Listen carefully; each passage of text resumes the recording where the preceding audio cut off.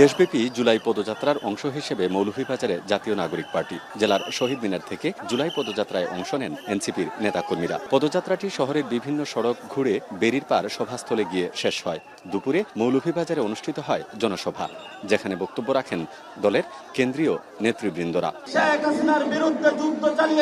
শুরুতেই এনসিপির মুখ্য সমন্বয়ক নাসিরউদ্দিন পাটোয়ারি ৩ আগস্ট রাজপথ থেকেই জুলাই সনদ আদায়ের হুঁশিয়ারি দিয়ে বলেন, সরকারের আশ্বাসে তারা আর বিশ্বাস রাখতে চায় না। পরে দলের সদস্য সচিব আক্তার হোসেন সব ষড়যন্ত্র রুখে দিয়ে সবাইকে এক থাকার আহ্বান জানান।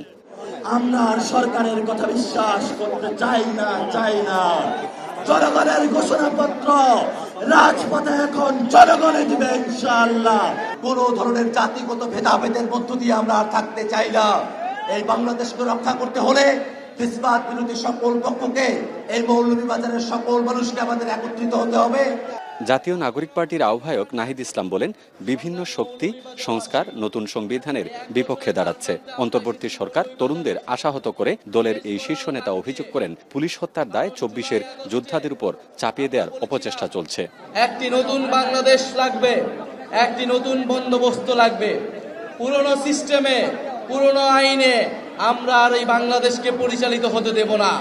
বিচার সংস্কার এবং নতুন সংবিধানের মাধ্যমে আমরা একটি নতুন বাংলাদেশের যাত্রা শুরু করতে চাই। নতুন সংবিধানের বিপক্ষে দাঁড়িয়ে যাচ্ছে বিভিন্ন রাজনৈতিক শক্তি। মৌলভীবাজারের পর আজ কিশোরগঞ্জের পদযাত্রায় অংশ নেবে জাতীয় নাগরিক পার্টি। ছাত্রগণ অভ্যুত্থানের কোনো পার্টি আছে? গুলজার আহমেদ, এখন মৌলভীবাজার। সবাই বলো, হাতের তালি।